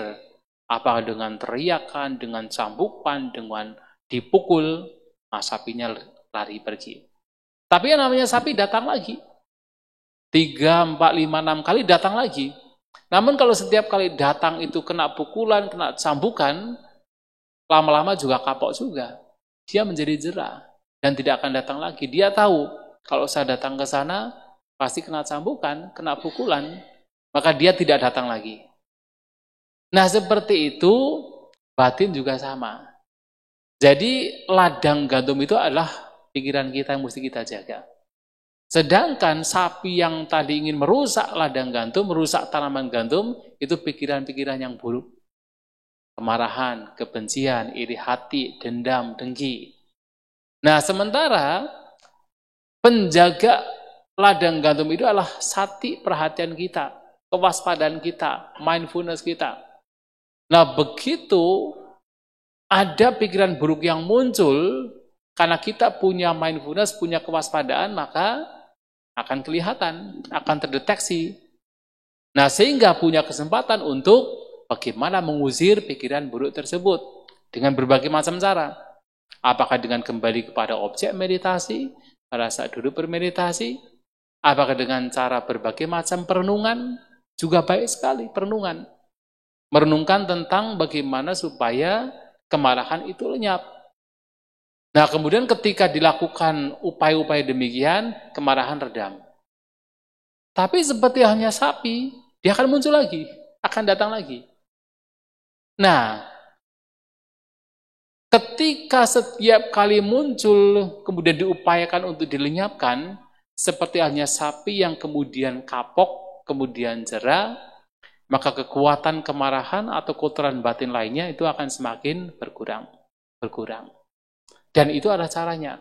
Kita tidak bisa kemudian sekali duduk meditasi langsung kemarahan lenyap, langsung sakit hati lenyap, nggak bisa. Akan muncul dan muncul lagi, tetapi setiap kali muncul, diupayakan untuk dilenyapkan, nanti kekuatan dari kemarahan tersebut, kebencian tersebut akan semakin melemah. Begitu ya. Kemudian yang kedua, apa ukuran seseorang berkembang dalam meditasi? Karena tujuan bermeditasi adalah untuk melenyapkan pikiran-pikiran buruk, maka ukurannya adalah sejauh mana pikiran-pikiran buruk yang tidak bermanfaat semakin berkurang, semakin melemah. Mungkin dulu yang masih suka marah-marah, ketika mendengar kata-kata yang tidak menyenangkan, sekarang sudah lebih bersabar, lebih bertahan. Dulu ketika berada di jalan, ada traffic jam, ada macet, emosi, mudah marah, sekarang lebih rileks, lebih santai, lebih menerima. Nah kalau demikian, kesabaran kita, ketenangan kita, kesimbangan batin kita itu semakin berkembang, kemudian kedermawanan kita, cinta kasih kita, kasih sayang kita semakin berkembang, iri hati, kecemburuan, dengki semakin berkurang, dan kita merasakan artinya meditasi kita ada perkembangan. Itu yang menjadi ukuran.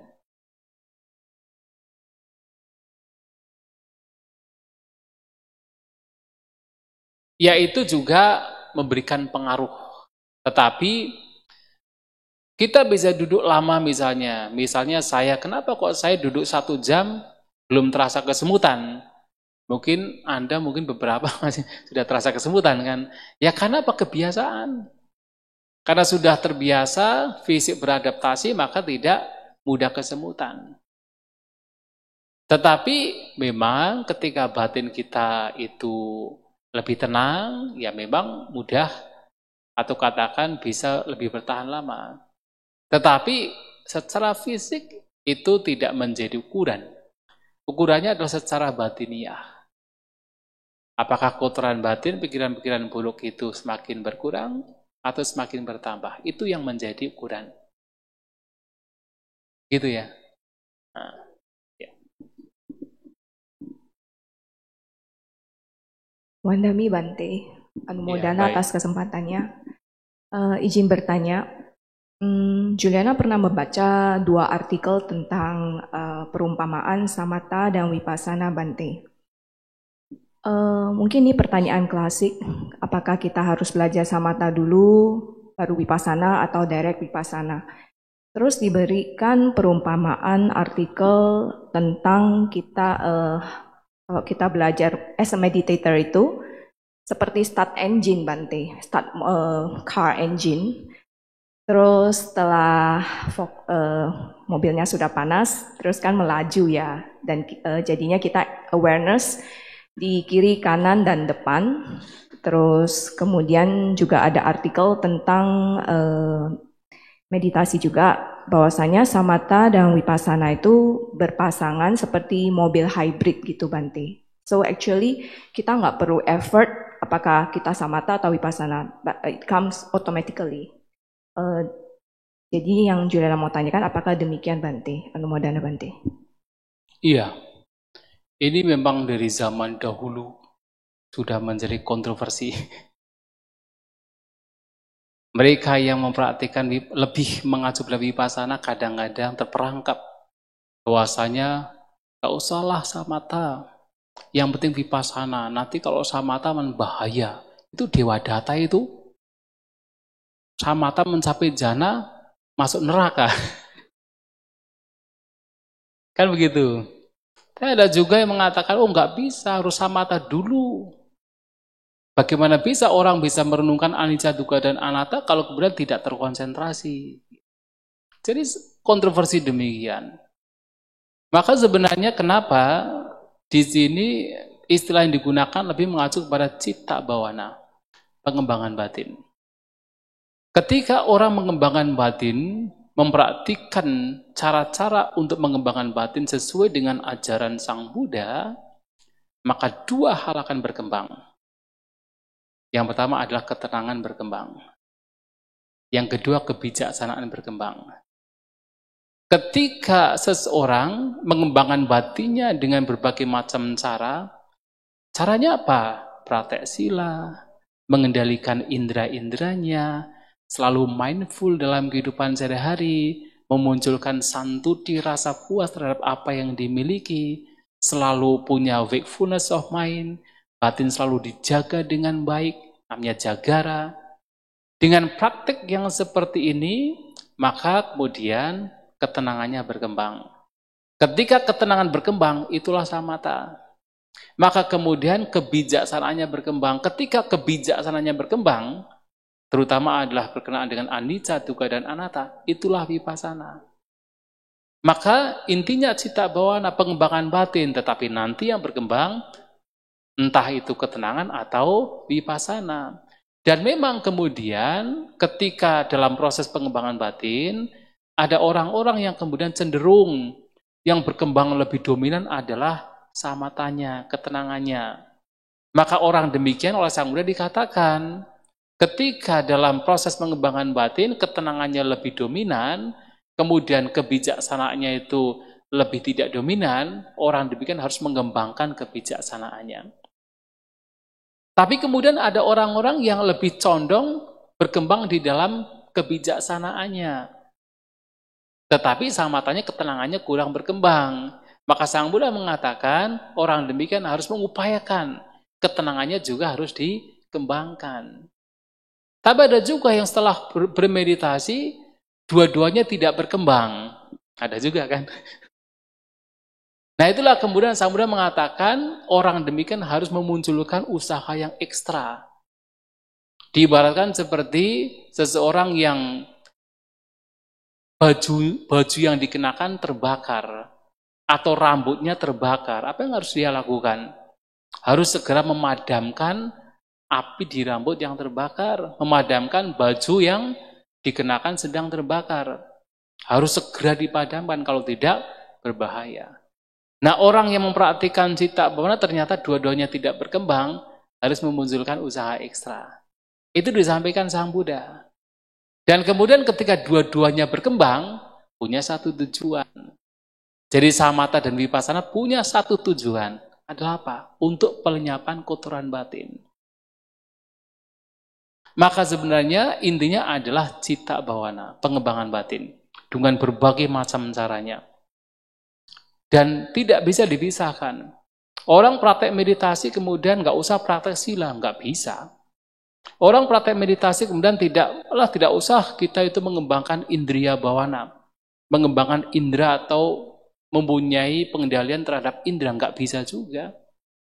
Orang praktek meditasi kemudian udahlah kita berfoya-foya, bersenang-senang, nggak bisa juga. Harus punya santuti juga.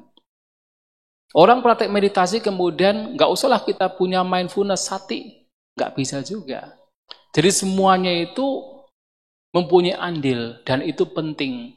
Nah dalam proses meditasi itulah kemudian ketenangan seseorang berkembang. Kemudian kebijaksanaan seseorang berkembang. Itu yang menjadi penting. Dua-duanya penting. Karena dua-duanya ini urusan batin. Ya. Urusan batin. Artinya dua-duanya itu bukan sesuatu di luar kita. Itu batin. Orang praktek vipassana apakah memunculkan ketenangan? Kenapa tidak? Ia mempraktekkan vipassana, merenungkan anicca, dukkha, dan anatta, batin menjadi tenang kan? Ya kayak tadi, itang santang, itang panitang, yadidang upeka. Setelah merenungkan anicca, dukkha, anatta, muncul keseimbangan batin, itu ketenangan batin. Orang mempraktikkan samatha, yang kemudian dia, konsentrasi yang muncul atas dasar samadhi, pandangan yang benar, artinya kebijaksanaan juga berkembang. Karena yang dimaksud dengan samadhi atau konsentrasi yang benar itu bukan sekedar samadhi. Bukan sekedar ketenangan biasa, tapi ketenangan yang memang berangkat dari samadhi, pandangan yang benar. Dan pandangan yang benar itu pandangan yang seperti apa? Yang melihat anicca, dukkha, anatta. Maka ketika orang memiliki samadhi yang benar, itu juga berangkat dari pandangan yang benar. Tidak bisa dipisahkan. Begitu ya. Baik Bante, ini ada satu pertanyaan lewat tulisan Bante. Mohon izin. Bante, apabila sedang mengikuti One Day Mindfulness, kan kita tidak boleh berbicara satu sama lain. Bagaimana kalau ada yang mengajak bicara, apakah harus kita abaikan? Dan bagaimana bila berpapasan dengan Bante, apakah juga perlu diabaikan? Demikian Bante pertanyaannya. Kalau sudah ngajak bicara, apalagi sudah tidak penting, abaikan saja. Udah ajak bicara, udah gini aja, langsung jalan gitu aja. Kenapa? Pertama adalah ketika sudah mulai bicara, walaupun awalnya berbicara dhamma, lama-kelamaan nanti kesana kemari. Yang muncul adalah egonya sendiri. Nah itu maka menjadi penting dalam praktek meditasi, itu dikatakan sebagai bahwa kita harus mempertahankan noble silence. Ariyatun hibawa, noble silence. Kalaupun kita bicara dhamma kata. Tapi kan itu punya waktu. Punya waktu kapan kita harus bicara. Seperti misalnya sesi memang tanya jawab. Dan kalau kita bukan dalam sesi yang memang harus memang bicara, ya lebih baik itu noble silence. Dan itu penting sekali. Sangat dianjurkan. Saya pernah punya pengalaman, itu di satu wihara hutan. Di sana itu, para bikunya, para samneranya itu betul-betul memperhatikan noble silence. Yang penting kita masing-masing tahu tugas kita apa, tahu jadwal kita apa, dan kita kerjakan. Jadwalnya kita pindah patah, jadwalnya makan ya makan. Nah, kemudian kalau kita berpapasan dengan Bante yang senior, ya paling-paling kita yang junior, paling-paling Anjali. Anjali begini, ya sudah lewat saja, nggak bicara sama sekali. Karena sudah tidak penting. Bahkan kalau betul-betul meditasi secara intensif, itu memang sudah tidak butuh bicara. Ada waktunya untuk bicara. Biasanya 3 hari sekali, ada interview, ada diskusi. Itu waktu untuk kita bicara. Dan setelah itu sudah, bahkan rasanya kalau kemudian kita bicara itu sudah membuang-buang waktu. Sudah buang-buang waktu, maka sudah tidak tertarik lagi bicara. Dan itu terjadi pada masing-masing biku, masing-masing samanera. Maka sama-sama tahu, bukan karena sombong ya. Ini kok sombong banget, ini enggak diajak bicara enggak mau gitu. Bukan begitu, karena masing-masing tahu, paham bahwa itulah yang terbaik. Maka Ariyatun Hibawa, noble silence itu sangat dianjurkan oleh Sang Buddha. Bahkan dalam salah satu khutbah, namanya khutbah Chola Gosingga Sutta. Ada 3 biku yang berada di salah satu hutan. Bante Anuruddha, Bante Nandia, dan Bante lupa satu lagi. Nanti baca sendiri. Nah, 3 Bante ini berada di hutan bernama Gosingga. Suatu kali didatangi oleh Sang Buddha. Dan Sang Buddha bertanya tentang, biasanya kalau Sang Buddha itu bertemu dengan para siswanya, biasanya bertanya tentang makanan. Makanan cukup tidak, sehat tidak, sama seperti kita kan. Jadi tidak ujuk-ujuk langsung bicara 4 kebenaran mulia, tidak. Jadi berbicara sesuatu yang membuat kita rileks, ringan begitu. Nah, itu ditanyakan juga makanan bagaimana, sehat atau tidak, cukup atau tidak. Oh, semuanya cukup. Lantas bagaimana kalian bisa bersatu? Apakah kalian di sini bersatu dengan penuh cinta kasih? Nah, jadi ada istilah samago awiwaddamano, samago awiwaddamano kirodaki buta. Anyamanyang cahui sambak samano. Jadi apakah kalian itu berdiam dengan rukun, tidak bertengkar satu sama lain, bercampur seperti susu dan air, bukan susu dan minyak ya, itu berpisah namanya. Bercampur seperti susu dan air, kiro daki buta, dan melihat satu sama lain dengan penuh cinta kasih. Oh iya Bante, kami melakukan demikian. Lantas bagaimana kalian melakukan demikian? Kemudian mereka cerita. Dan mereka ini betul-betul tahu ketika mereka berpindah patah, kemudian pulang, siapa yang pulang duluan membersihkan tempat di mana mereka makan. Kemudian siapa yang akan makan terakhir kali, karena mereka makan sendiri-sendiri, tidak harus bergabung. Kalau kita kan bergabung di sini ya, tidak harus bergabung, jadi makan sendiri-sendiri.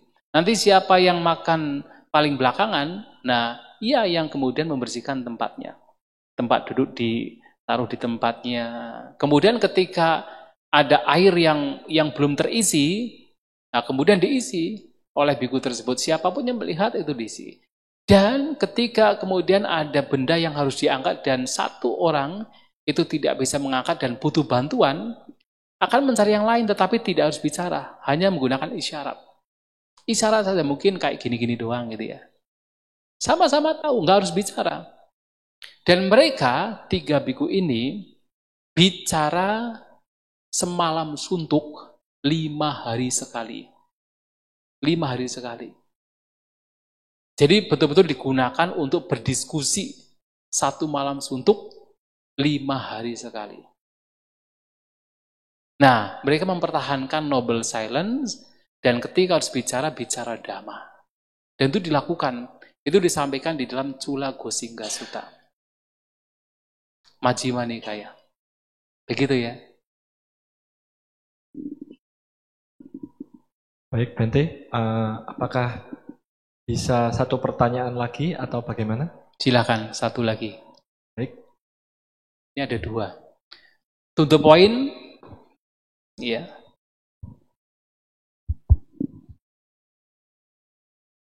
Namo Buddhaya Bante. Ya. Saya mau tanya tadi sehubungan dengan meditasi jalan itu. Berarti kita ini bisa latihan meditasi jalan itu di luar rumah ya? Kita lagi di luar jalan itu bisa melakukan meditasi jalan. Oh bisa sekali. Terus boleh pakai alas kaki Bante? Pakai Boleh. sandal gitu, sepatu Boleh. Boleh. Jadi kalau pakai alas kaki kan enggak merasakan sentuhan telapak kaki, enggak apa-apa. Enggak apa-apa. Masih merasakan, cuma rasanya beda saja. Ya enggak? Boleh. Yang diamati cuma langkahnya aja ya? Iya, jadi diamati langkah kakinya, tetapi lebih dari itu adalah terus menjaga batin yang tenang. Ya, jadi tidak hanya sekadar melangkahkan kaki dan tahu keberadaan langkah kaki, tapi lebih dari itu adalah menjaga batin yang tenang. Ya, itu. Jadi tidak harus di dalam rumah gitu. Kalau kita waktu keluar atau pagi, bagus. jalan pagi itu kita lakukan meditasi jalan. Iya. Bisa ya? Oh, sangat bisa. Malahan dianjurkan.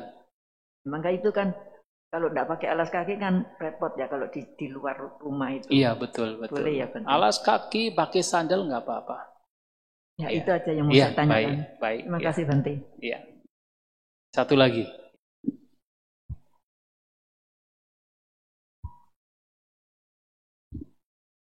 Namo Buddhaya Bante. Iya. Saya berbagi sharing pengalaman saya di meditasi itu. Yang saya rasakan itu adalah meditasi mungkin tidak menyelesaikan masalah, tapi setidaknya mencegah menambah masalah dan bisa lebih menerima konsekuensi.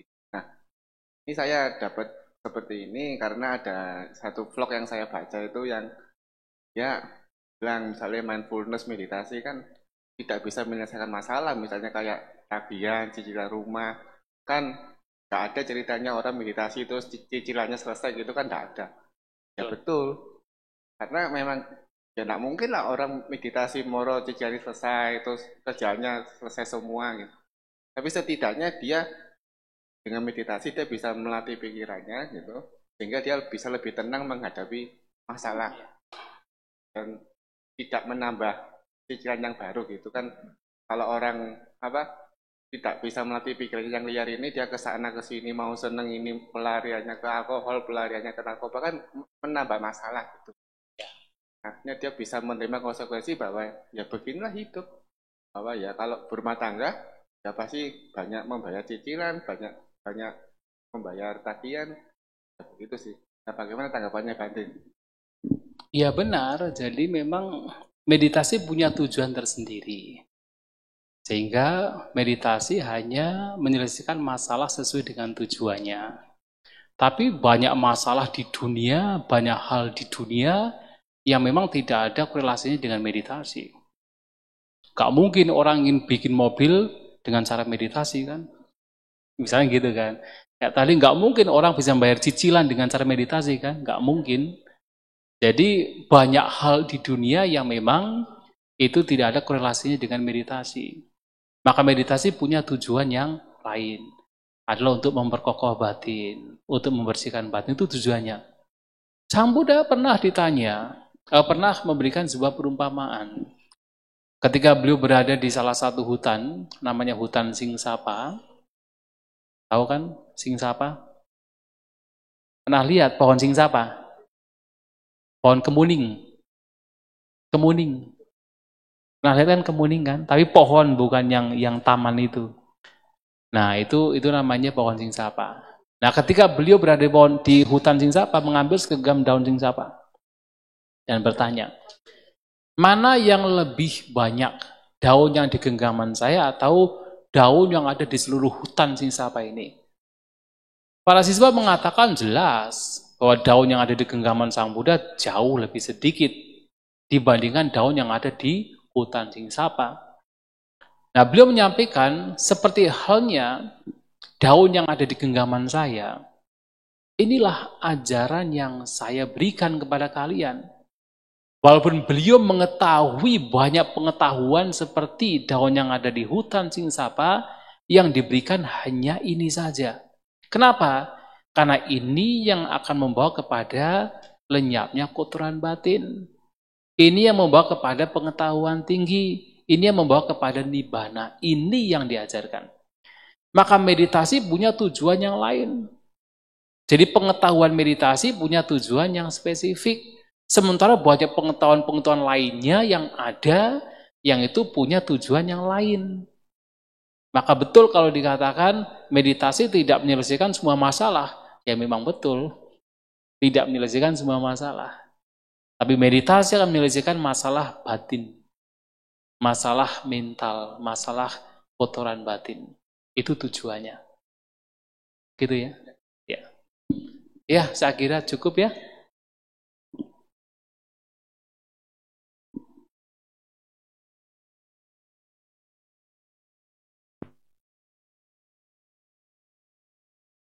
Baik Bante, mungkin sesi tanya jawab sudah habis. Selanjutnya mungkin bisa ditutup Bante dengan nama Karapata Bante.